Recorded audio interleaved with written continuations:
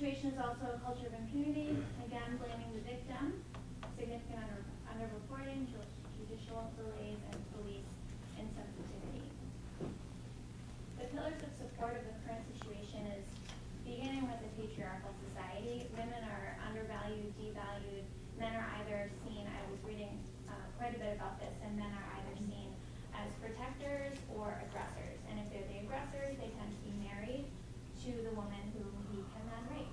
And if he's seen as a protector, then he is protecting his family as a whole and not reporting the rape victim. So in either scenario that Indian men are seen in currently, as it's reported, there's no room for a female to go to her husband, her father, her brother, and have sympathy. The government inaction is significant. There are a few reforms that they're considering right now. The Prime Minister has made a few statements about the protection of women needs to be a new priority in India. However, the Parliament is not taking up this issue as a priority. Gross police neglect, I've talked about that, as well as judicial delays. The stigma of victims versus survivor. This particular movement will choose to use the word survivor instead of victim, and that's kind of a debate in the sexual assault world anyway. And the media, it's important for the media to stay on our side, especially when reporting rapes. They have to stop saying what she was wearing, first of all. It doesn't matter what she was wearing. Things like that. We really need to build relationships with media so they don't unconsciously slip these victim-blaming scenarios in their reporting. This is our unifying statement. The women in Delhi, the women of India, and the women of the world stand united against rape and India's current culture of impunity that enables rape. And these are our 7 goals. Grand strategy. As I said, the Prime Minister and the Parliament must work together to pass proposed legislation to reform the current culture of impunity. Security personnel, whether military, paramilitary, or police, must not be immune from charges of rape. So again, if a woman reports to the police and she's raped in his custody, that's not immunity. That's not immune. Additionally, those who fail to report cases that are reported to them must be charged with complicity in the crime. Struggle with that word. Third, a specific task force must be established to include government, judiciary, police, survivor services, and rape survivors to end and prevent rapes in India. This has to be a multilateral, horizontal structure, without which we really can't get true reform. Rape cases must be registered quickly, confidentially, and safely. The current backlog of cases must be expedited, and the current cases must be tried within a year of the report. The suspect's identity must be made public once they're going to trial. Currently, if you were to Google this case, you would only see hoods over their heads. And perhaps if the identities of these men are exposed during the trial, the shame would shift to them and their families instead of her and her family. Security cameras on public transportation. This seems like a very basic safety step, and I've not been on public transportation in India, so I don't know if there are cameras, but presumably there are not, because these incidents are happening with witnesses and they're still contested. So perhaps we can get some cameras. But security cameras, I mean, is it because most of these cases happen at night in the public transportation, or what? Public transportation and immediately off. Okay. So it's around the station. So Yes. it will work. Yes. Okay. But that's our last priority. Okay. That's something that we can negotiate away. That's a concession that we're willing to make. This is kind of our list from top to bottom of what we really need. Our unifying symbol is the whistle, as I talked about this morning. We have 3 clear phases. The first phase is yesterday until 3 months from now. We have to stand strong in our actions and in our mission during the duration of Damini's trial. Damini is her pseudonym, I suppose. It means lightning, and it's also a Bollywood star. Same, but her identity is not been released, even though she has passed. So the second phase is the task force to reform the culture of impunity. That also starts today, and it continues for 18 months. The last phase is to implement recommended reforms, and that starts during the task force and goes on for 3 years. Administration and logistics. The first is human resources. As I said this morning, we'll really use the existing activism networks, especially the nonviolent ones. We do need to have a strong press statement to separate our actions and the nonviolent actions from the increasing violent actions. We also would like to see a specific movement for men and boys. That's not within our capacity, and because the stigma is so strong, we don't actually think that it should be the same movement that addresses both women and men. We think it should be two separate, perhaps men leading a movement for men or taking care of the women. The material resources are slim, mostly, and the human resources are also identifying the task force. The material resources right now is just limited to whistles, and then we'll see where that takes us and what else we'll need. But right now we're really motivating people and organizing people. The third-party relationships, I think that this can be related to the anti-honor murder movement. Just as everyone's familiar with honor murders, it's growing quite common in diaspora communities where there are arranged and forced marriages, and the girl is killed either because she's had premarital sex, she's been raped, or she refuses to marry the boy or man that she's arranged to marry. So there's quite a successful anti-honor murder movement, and something that they've come up with is this ingenious tool. In the UK, they have a special task force for honor murder victims. And what they do, especially if she's traveling through a security checkpoint at an airport, at a train station, if a woman calls in to the task force and says, I'm Pakistani, my family's taking me back to Pakistan, I don't want to leave London, what do I do? They're making me marry my cousin tomorrow, I don't know what to do. What does every woman have access to? A kitchen. What does every kitchen have? A spoon. So they say, all right, right now, go into the kitchen, put a spoon in your knickers. When you get to the airport, this task force knows, and TSA know, that if a woman has a spoon in her underwear, it's like a secret code, that she's the victim of essentially human trafficking, but of honor murders, arranged marriages, which could potentially lead to an honor murder. So there are these ingenious movements already happening. I think this is brilliant. And so we don't need to create these kind of the secret code, yes. Exactly. They're already out there. So we can work with them, they should work with us. These women have a lot in common. So that's really where I see our third-party relationships. Communication and coordination, we already have the numbers, as you can see in the streets of India. Where do, those advertisements that we often see on the back of doors in public restaurants? We should start advertising our campaign in women's rooms and the men's campaign in women's public bathrooms. As well as public transportation, social media, we should develop frequently asked questions. For example, why are we using survivor instead of victims? We can start talking about that. And it's important for us at this point to maintain a horizontal structure, especially on that task force. If anybody's vertical, it should be the survivor. But at this point, we realize that probably wouldn't happen. So 2 actions. The first is the whistle campaign, and I added that escalation that we talked about this morning. The second is Take Back the Bus, modeled after the Take Back the Night movement here in the States. Are people familiar with that? I can't remember when it started, but there was a series of young women who were kidnapped and raped and sexually assaulted in, I can't remember, maybe Chicago. And there's an annual Take Back the Night movement that people go out into the streets in different downtown areas and say, we're safe, we're okay. So take back the bus. The strategy is to spray paint either the names or the faces or of either survivors or suspects on the side of the bus. And we'll choose if it's suspects or survivors based on polling. Would somebody get onto a bus and see the faces of the 6 men that raped the woman that was killed and be inspired to do something? Or would they be more likely to be inspired to do something if they see her face? I'm not sure what that would be. So the resources are, of course, the polling, The spray paint 10 students every 2 weeks, presuming that the buses will be cleaned in between our graffiti. Not in India.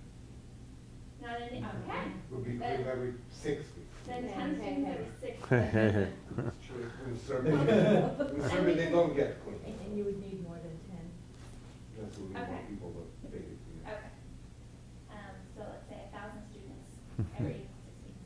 Mhm. And this can also be developed to include ongoing reform debates, pass such and such a bill, or remove the police commissioner, or whatever the current campaign messaging is.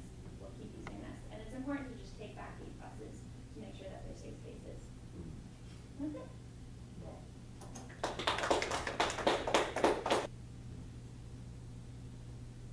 Right. We are South Africans for freedom of expression, and our symbol is the shower. And this is really what sparked our movement. That what we discussed earlier today, where the cartoonist Zapiro came in with a massive lawsuit for doing his cartoons, and that picture over there by an artist called Brent Murray. And it's called The Spear of the Nation. And that was shown in the Goodman Gallery. Again, huge pressure from the government, impinged on the dignity of the state president. And activists from the ANC burst in, threw paint on it, and then charged up. The gallery kept on displaying it. The German collective who bought it said, "Don't clean it up. It's all part of the story now." Exactly as it is. But again, until the gallery removed it, enormous pressure from the government to take it down with threats of lawsuits. Okay, so really 14 years after a new constitution enshrined the right of every citizen to freely express him or herself, President Jacob Zuma and the ANC slowly started instituting formal and informal measures that outlaw criticism of the government and its leaders. Individuals and groups are affected. In this case, I'm talking about individuals, people like Zapiro and Brett Murray.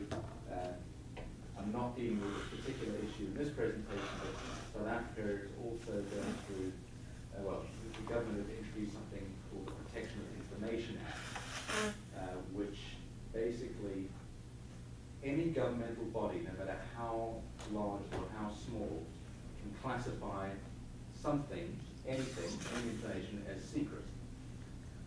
And therefore you can't publish it. And there are 25 years in jail if you classify anything as secret. Well, which is serious shit, really serious. It basically puts a stop to any kind of whistleblowing or any kind of expose of corruption or anything. Public interest is irrelevant. That's the big thing. Public, it's State bureaucrat. Yeah. So our statement, what is safe? What do we want? We demand that President Jacob Zuma drops his ridiculous lawsuit against Jonathan Zapiro and Brett Murray. It's a pretty small campaign. It's not big and overreaching, but we are aiming for a small victory over here. Well, who is safe?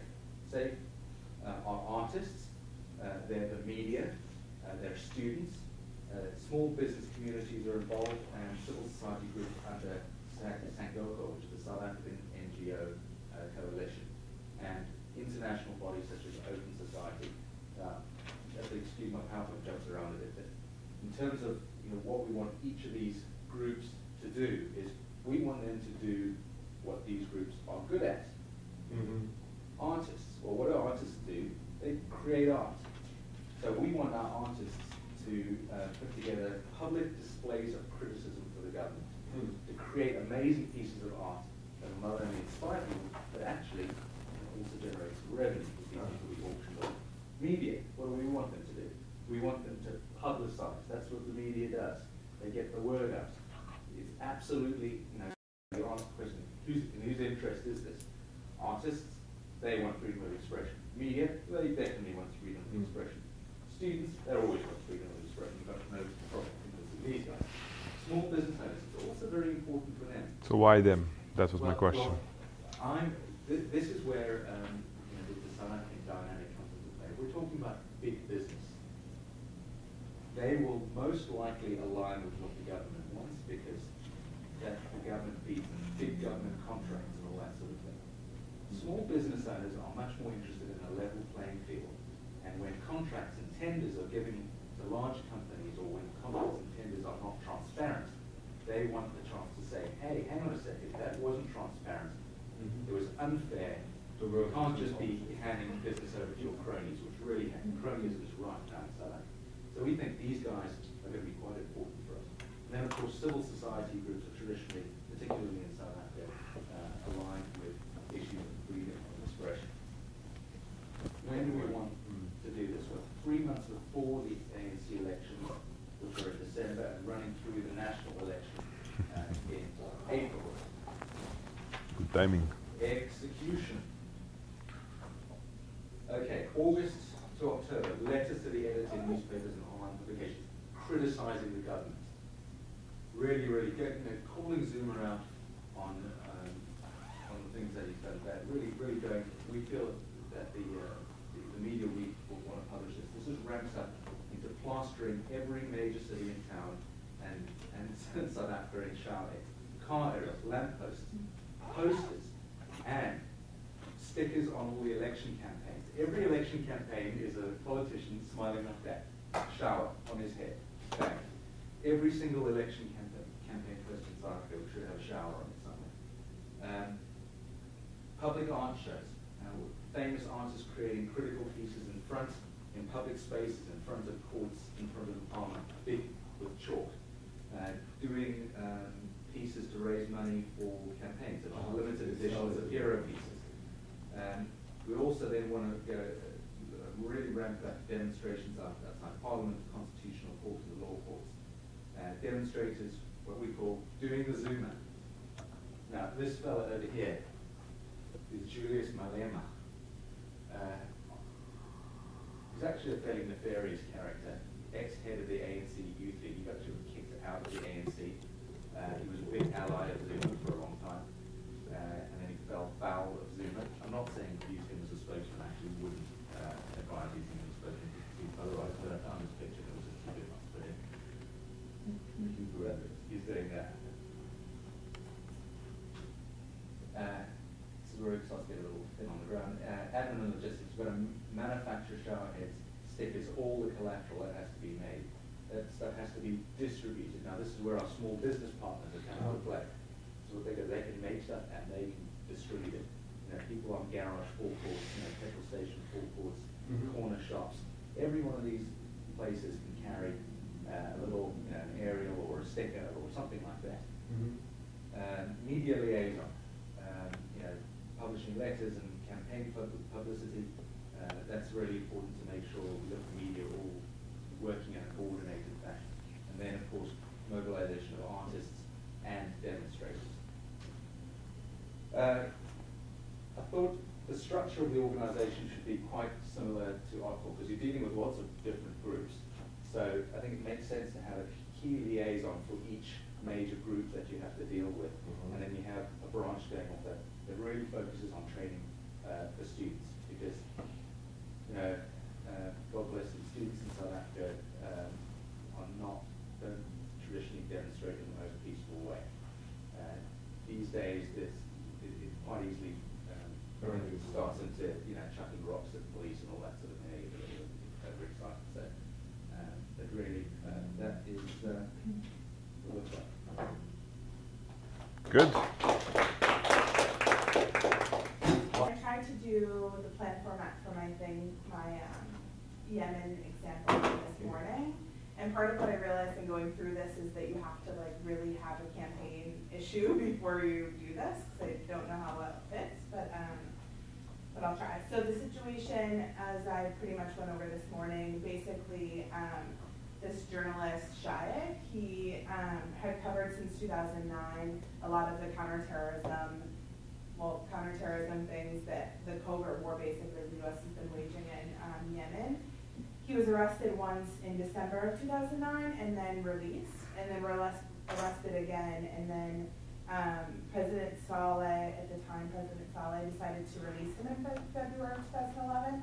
Obama called to express his concern about him meeting with for reporting. And then Saleh withheld a pardon. So he still remains in prison. So basically in thinking of the things not to forget, I think it's important to do education around the issue, even with journalists who would be involved in the actions. The international community is really heavy-handed in Yemen because they have so much. I mean, the U.S. alone gives over $40 million, which is a huge amount of money. So understanding that kind of relationship, the major pillars are media, mainly U.S. media, but also media in Yemen. Military, specifically the U.S. military, that has been overclassifying these kind of documents and information, including the CIA. International community more broadly, because this is just one example of journalists that have been targeted to make sure that U.S. actions are actually not covered.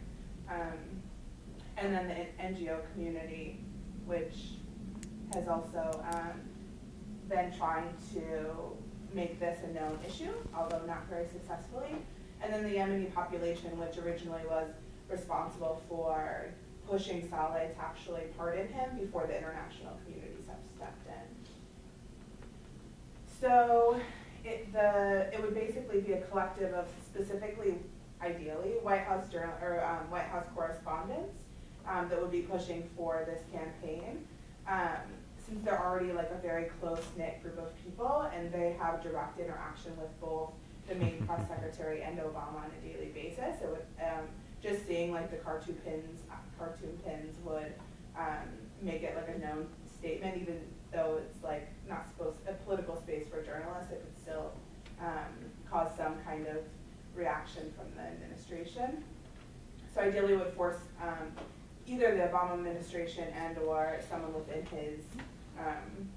his press corps to respond to that, and then they wouldn't be able to have that kind of conversation around this journalist without talking about the horrible human rights abuses and killing many civilians by the attack on al-Majala. So behind this is encouraging the journalists to stand together, as in the fact that basically this journalist was arrested for just doing his job, and so any kind of sensitivity or sensitive subjects that are covered would be in the interest of other journalists to join together to bring attention to this case, and then also kind of support their journalist colleague. And then also trying to target the military and state in their interest of actually strengthening the U.S. military if there was more transparency and accountability within international standards, since none of this meets international standards. And then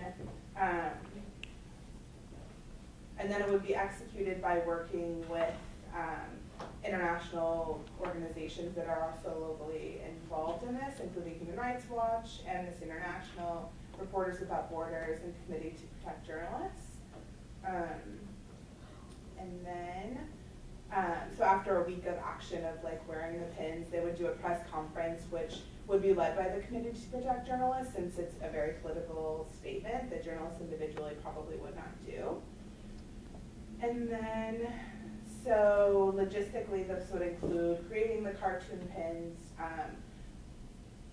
ideally from having Kamil Shara donating his cartoon, because it's an ideal scenario, and mobilizing the media for support, starting with media organizations that have covered this, because there are very few and far between. Other than Democracy Now! And The Guardian, there are only small independent media sources that have covered it, that I know of at least. So working with them to mobilize their broader communities. And then in coordinating communication would be, if they were willing to participate, pretty easy, since the White House correspondents are already working together on a daily basis, and they have to be pretty well established even to get into those ranks. And then that's it.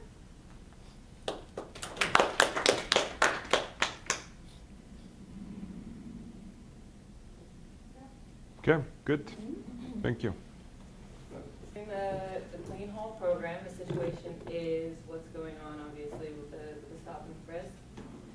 Some of the facts are that it's happening in a lot of buildings in Bronx neighborhoods that are predominantly Black and Latino neighborhoods. And in Manhattan, there are 4,000 buildings that are part of this program. And there's some statistics. The Black population in New York City is 3.5 million people. The highest concentration of Black population in this entire country. Hispanic population is 3 million.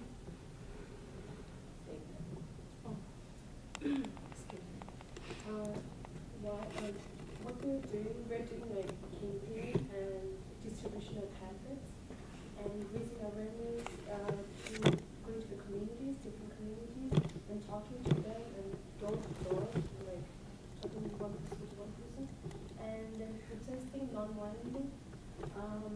When we're going to do is March 2013, 1 month after. So we're slowly starting our, preparing our campaign. And how we're going to do it is like we're going to stick posters outside the schools or religious center or supermarkets or service stations or hospitals. And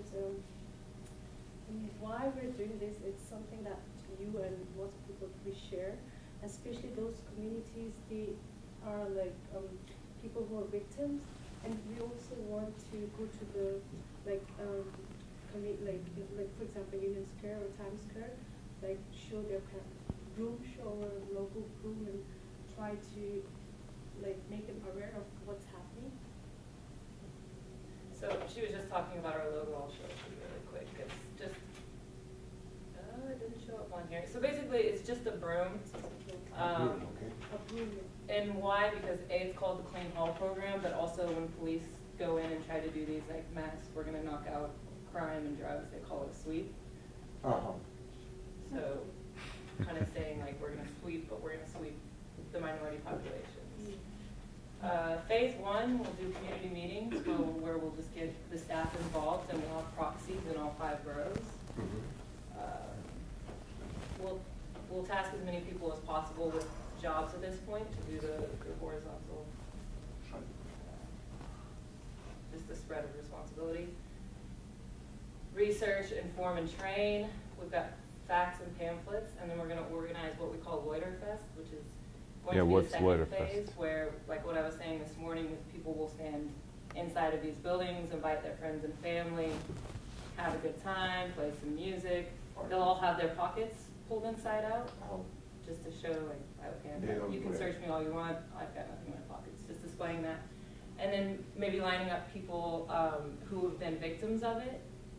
And obviously we can't get every single person who's ever been a victim, but in ratios of the way that they arrest people. Line them up like around parks in each of the boroughs. Invite media, and then phase 3 will be a rally in front of the courthouse there's a trial in March, so that will be the final event. We'll get third-party support from the New York Civil Liberties Union, Latino Justice, and Bronx Defenders.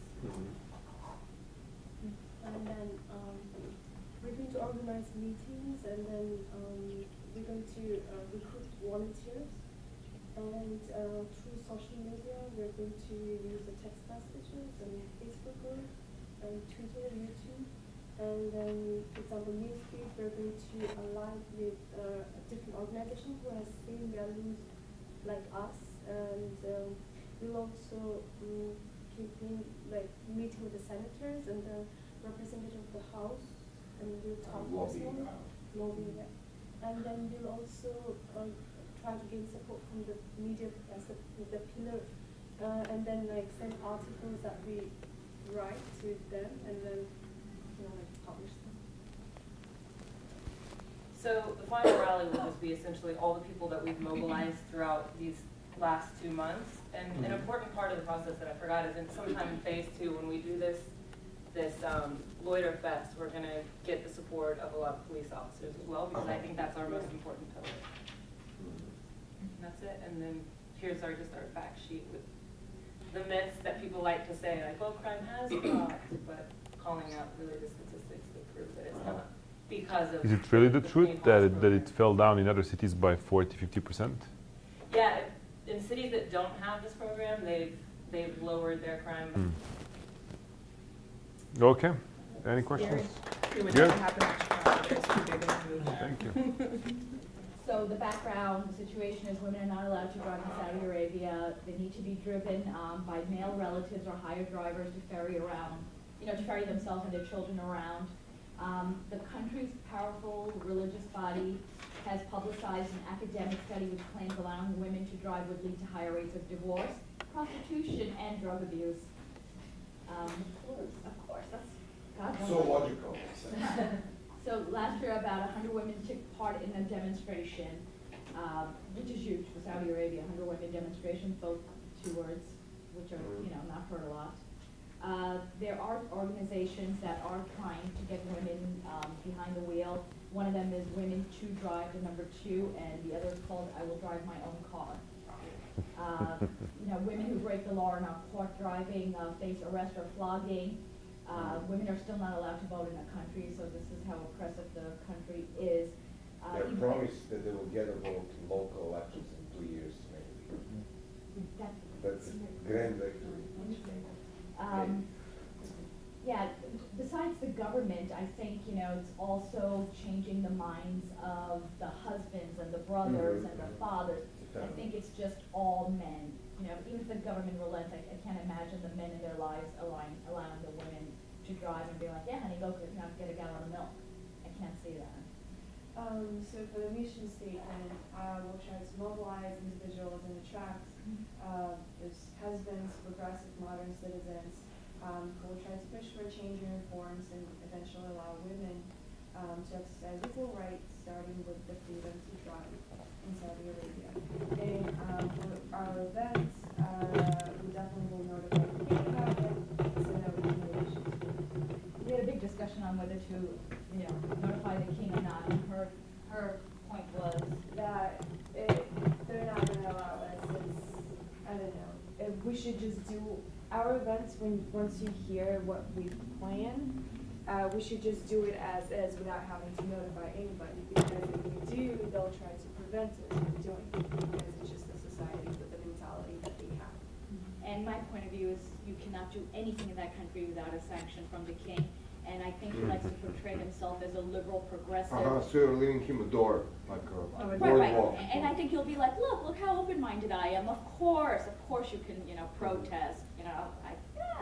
So that was a big, we decided just to include the king, because it wouldn't last more So than 10 you'll seconds. offer him a path of accommodation, if you want. Right, saying this is what we're going to do. Is that okay with you? That's fantastic. You're so, you're such a great leader. Fantastic. Kiss his ring. and walk What if he away. says no? He would say no. See, I don't think he'd say no, because he is known as very liberal, open-minded, fatherly. As long as they're asking for it, he doesn't have to give it to them. But if at he least allow does, them do to you ask still for go it. ahead? I've If never he heard does say that. no, do you still go ahead? Such one. To be discussed. I'm not sure. I'm assuming you would give it. So the execution, it's organize a day of protest. Now again, it's Saudi Arabia. It's nothing big. It's nothing militant. It's nothing people in the streets. Cannot do that in that country. So it's to organize a day of protest. It's in May. It's to coincide with the day in 2011 in which Manal al-Sharif, the 33-year-old woman, divorced mother, posted a video of herself driving on YouTube. She has since been fired from her state job. Her family has left, and she's gotten death threats. So that's where that got her. So we are asking women to flood the local Department of Motor Vehicles and apply for a driver's license. That's all they have to do. Just go apply for a driver's license. Their request will no doubt be denied, but it will show solidarity and support for the movement. It will also create a petition of sorts. The women will be wearing buttons showing, this is where your imagination comes in, the buttons showing a picture of a camel with the wheel attached to its hump. The camels are identifiable symbol in the country. The slogan will read, "What drives you?" Numbers show, and also let it be known and hand out let information, decimate that. Not decimate.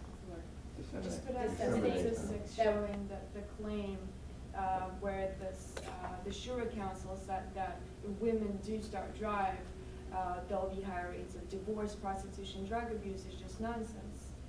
We'll just show the statistics so people would understand. It's just, he's just blah blah. Like women drive in other Muslim countries and now running around with a pole attached to them. And then another idea for this, we can, well, the organizers can also just, to support this women putting the applications for driver's license, what people who already drive, men, can do, they can pass by every local motor vehicle, well, Department of Motor Vehicles, and just honk in support. So this women would feel the support of this other guys. As for the administration and logistics, we said that the group will avoid having a physical office and instead will conduct meetings at different coffee shops or women's homes. Mm-hmm. The focus would be on Riyadh, the capital city. As for the task, each volunteer will have a different task, either the PR campaign or communicate with the local population, planning management, ordering these buttons, training sessions, and trying to persuade people to change their behavior, their mentality, to see that women behind the wheel is not that scary. So there are no costs really associated with this action, just the buttons. Mm-hmm. And we're going to rely on word of mouth.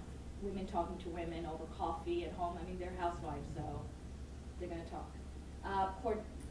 And there are no media open to that anyhow. So. We also talked about that. I mean, if the king does sanction it, then maybe he would let us run commercials on state-run media. We're not counting on it. Do they have like kind of a supreme council of imams or Sure. something? They do. They do. So king might actually say, I mean, what usually happens in that area is that always the Ahmadiyya presidents plays the good and the guy king and say yes, and then Khamenei plays these the bad religious councils actually deny. Well, in Iran, it would be Ahmadinejad right. being a good guy. Yeah, and then, because Khamenei being Ahmadinejad a bad actually guy. approved women to go to the football games, to the football matches, and then imams He stand openly for you know, them going to football games. said no, and that has been overruled then. And Ahmadinejad said, like, I have no problems with it. If the Supreme Council agrees, that's it. But Supreme Council, of course, said no. But on that point, then they would be right informing the king, because even if they want to play this game, he can still get away with Now, it. with the kings, it's a different situation because the kings have actually accommodated all over the Middle East, and whenever they saw the problems, they were trying to accommodate. And even in Saudi Arabia, he promised women a vote in 2015 on the local elections, which is a little bit, but it's big because they haven't been voted ever. And they're okay talking about it. It's the execution that they have a problem with. Uh-huh. But they're like, yeah, we'll talk about it, sure. I like Like that they're asking your flooding parents. the driver's centres with application forms. You can just do that consistently all the time and just shut these places down, because if they get an application in the mail, you don't put your own name and address on it. You just put some nonsense on there. They don't know what, they've got to open every single envelope because they don't know what's legitimate and what's not legitimate. Or if it's online, even better. Just, it's a cafe, just shut that sucker down. Well, I think we covered it. We decided that there's going to be a 3-month preparation before the events. We'll advertise it on state television.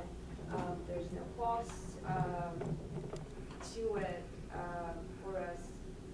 And then with the whole movement being just women and then being in the Islamic State, it's all peaceful, so there won't be violent outbreaks or nothing like that. So no costs associated. The cost benefit. Yeah, the cost benefit is minimal. You see, that's interesting. I mean, I don't know if you realize, in all of these, plan formats, exercises that you guys did, there is not so many costs associated with it, don't you think?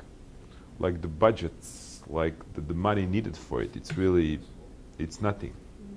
And you want a specific meaning too, where you have a physical requisite like the shower thing, and the whistle thing. I will tell you. I mean, the most happy people in Serbian demonstration 1996, 1997 were actually people who were selling these whistles. When you create a culture of whistling, then the people start just selling whistles. They'll be everywhere. You don't need to fund the whistles by the campaign. because it's not. I mean, it's something which costs like. There's going to be a local entrepreneur who's going to be selling the whistles. Anybody will buy it from the petrol station. You need to provide people with these. And also application for driving license probably doesn't cost a fortune. I mean, it's something available to them. Yeah. They don't pay for anything in that country, so I can't imagine paying for Oh yes, stuff. they don't even everything is subsidized. Yes, probably.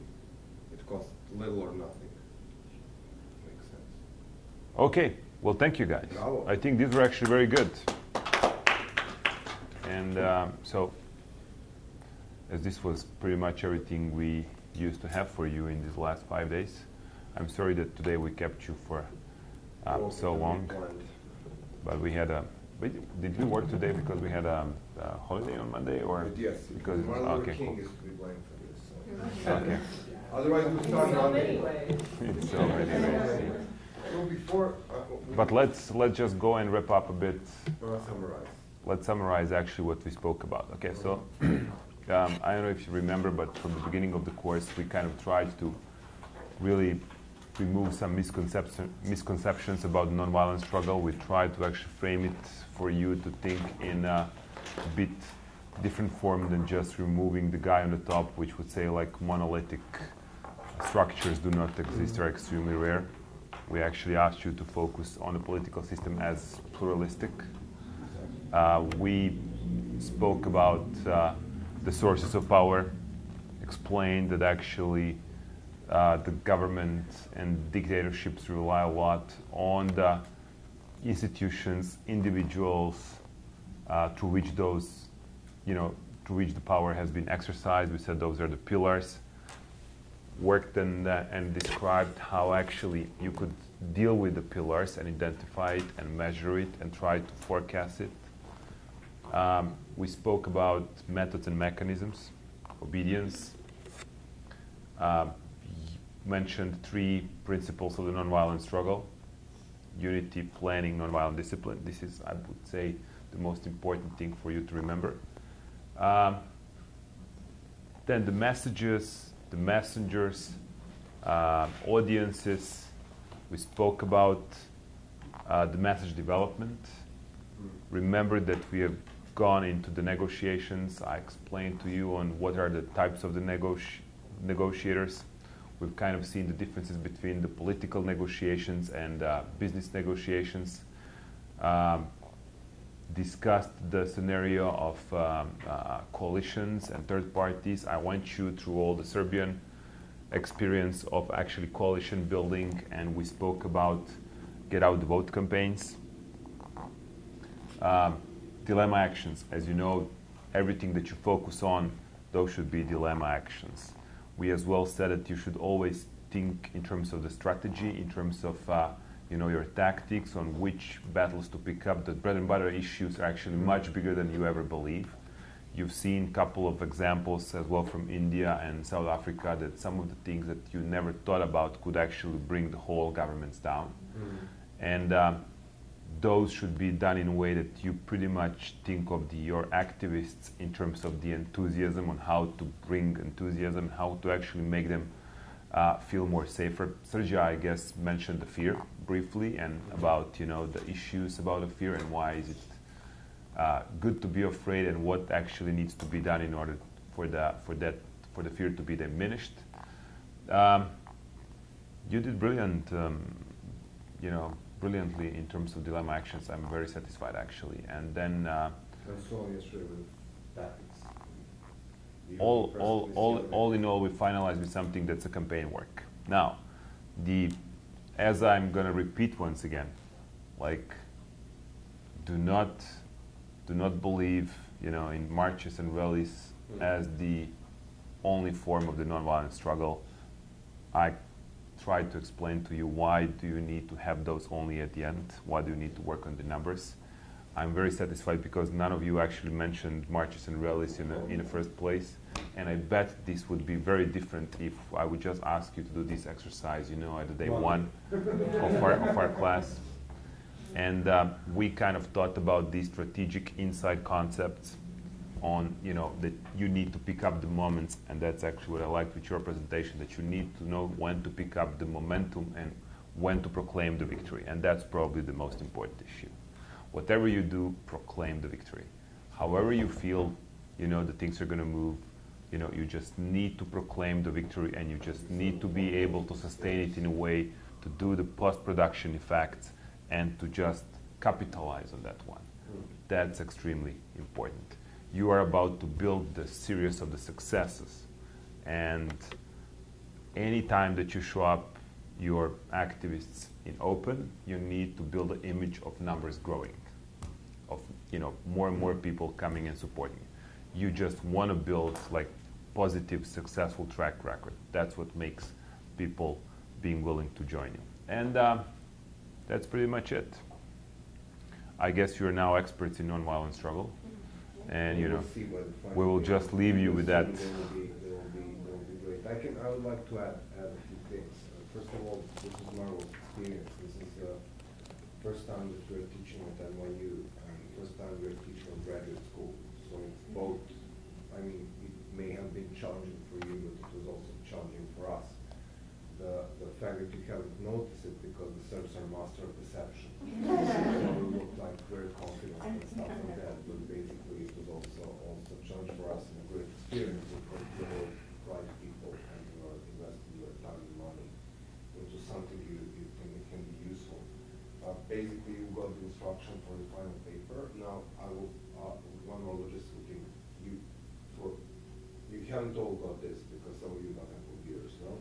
And then you have this Apple technology that has throw this to the window. Can we make anybody in charge of doing the Dropbox on this for the rest of the students? So we make sure everybody has a PowerPoint. And I mean, you can share this among yourself, yes? But what I've done, I gave all the PowerPoints are there, even those whom we haven't used. And branding movie is there in case you want to show it to somebody. It's a nice thing. And Al Jazeera, so whatever you want to do with it, you're free to do it. So it's easier for us. Second thing, I would like to repeat a few things. First of all, we would be happy in any of your work or research, whether this work is in field in Macedonia, whether this work is in journalism, whether this work is in labor unions, whether this work is in Tibet, whether this work is in female rights, whether this work is in showering Zuma in South Africa. We would be really glad to help. So please do follow up with us. If you have an idea or you do something you think you can help, just mail us. We respond to emails, basically. And second thing, I would like just to repeat a few things. How much time do you need to do the final paper?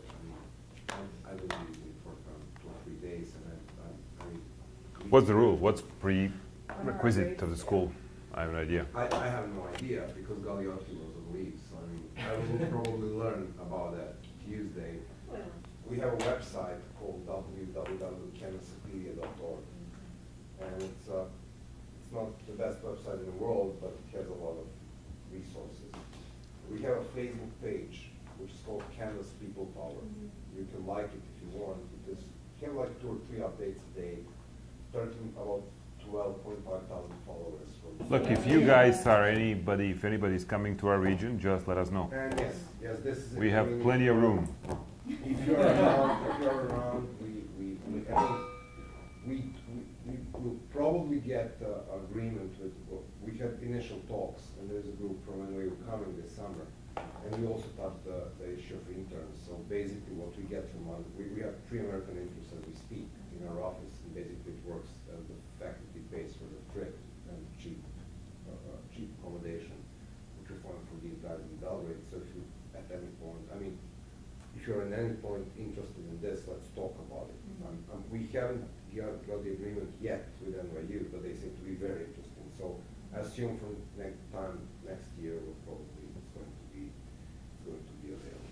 And if you meet other students, say that they need to avoid this class.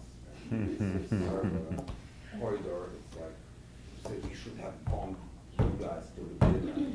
They're like cockroaches. If 2 of us survive, that's already too many. We reproduce and get around everywhere. Anyway, so it has been a pleasure. If any questions, please feel. Throughout your paperwork, just if you have any questions, just feel free to send an email or whatever. And yeah, of course. like, I want to focus on like the civil rights movement, but do I have to do the whole thing, or can I just pick like one specific thing, like the freedom riders I was wanting to do, or do you want to do the entire civil rights movement? You need to go through the entire process, but from perspective of one stakeholder, if you want. Okay. So what we need basically in this is that you understand now when you go to final papers. The reason I normally don't mail them at the beginning is because it can make things confusing. But now when you go through the complete process, you understand what it says. Like we want to look at the background and we want to look at the battlefield. Basically, what you want in the first part of the story is what is this battlefield? This is about these guys want this and these guys want that. So this is what this conflict is all about. And then you look from the point of strategy, this, step-by-step thing, is this accommodating the king of the Saudi Arabia, or is this about turning down the guy who's stealing the elections, or preventing the fourth transition in North Korea from Kim Jong this to Kim Jong that in 4 generations? So what is the strategy of the movement? And then on the other side, what is the strategy of the government? I mean, Saudi's strategy is obviously bail everybody out. This is like 1 million people, we have all this goddamn revenue, we just give everybody money. So they keep safe. Well, guess what? You can't apply this in other situations. Also, this great dictator's handbook gives you this idea that the real difference between dictatorship and democracy is the size of the coalition. In democracy, you need to keep many members of the coalition happy because they need to re-elect you. In dictatorship, it's just the guy at the top and a bunch of his cronies. So, so what's the vulnerability and stuff like that? And then the slogan says, what are the tactics implied, basically, what are the most successful tactics? And what went good and what went wrong? I would be happy seeing papers on countries like Belarus, Zimbabwe, or China. I'm happy to talk about Tibet. Yes, you don't need to write about successful cases. You can speak, you can pick up the failures and attempts. Dictators win as well. So it's like, it's not necessarily needs to be victorious struggle of movement X. It can be a failed struggle of movement X. Go ahead. Sorry, of course. I want to ask, do you see non-violent, like self-demolition process as a non-violent, like non-violent or violent? Sorry, I didn't get you. Self-immolation. Oh, okay. Basically, two of us see it as violent, but put it in the context of the Tibetan movement. I was far more pissed off with when I seen Tibetan destroying Chinese stores in Lhasa. What? 2008. It's like when there was this violence against ethnic violence between Tibetans and Chinese, burning the stores because they belong to Chinese people. That was after the 2008. Actually, I did some research on that. Yes. And since you can differentiate who's Tibetan and who's Chinese, so there's a long article on that. And it seems like from one of the UK organizations who did a research on that, and there were there were a lot of Chinese army, and they were given the monk ropes. So they were actually agent provocateurs kind of guys. Yeah, they some of the, and there were big perception that some of them may be Chinese side. So But you can. I'm not saying it's completely not Tibetan, but there are stories it's still arguable whether it's true or not. Look, you can write from about it even from perspective of the 3 key principles we speak about, out of which one is nonviolent discipline, and so that's totally okay. It's not necessarily that you can discuss the case if it was not in particularly fully nonviolent, So and we can debate on why it went differently and in the wrong direction. So it's okay. And you can completely talk case study like Syria, which started as a nonviolent conflict, ended up as a civil war as well. So it's okay for us.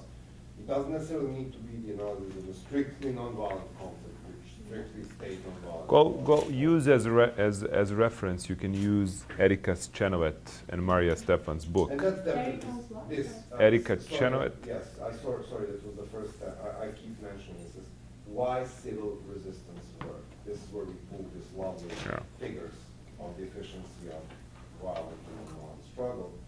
It is Maria Stefan and Erika Chenoweth that have been published in 2008. The large portion is downloadable for free in PDF. These things, 26% of efficiency for violent struggle. So you can use that as reference because they basically kind of compared the models like violent and non-violent conflicts, and they kind of did about stats and results of those. So that's a good resource if you want to talk about that. It's a great study. It also shows that one of the biggest misconceptions is that, you know, it's like Okay. facing the wrong. What else? We don't want to keep you any longer, guys. Any other questions? No. Cool. I definitely think that we all learned like the most that we were talking about before. We never usually learn practical skills. We learn things we can use. So we are really happy to feel that you haven't lost 5 years of your life. So, sorry if we disappointed you with the very low level of footnotes we offered. But we warned you at the very beginning, if you are into footnotes, we are not your guy. Yeah, I think that's why we If all you're stay. into learning something practical, then we are probably your guy.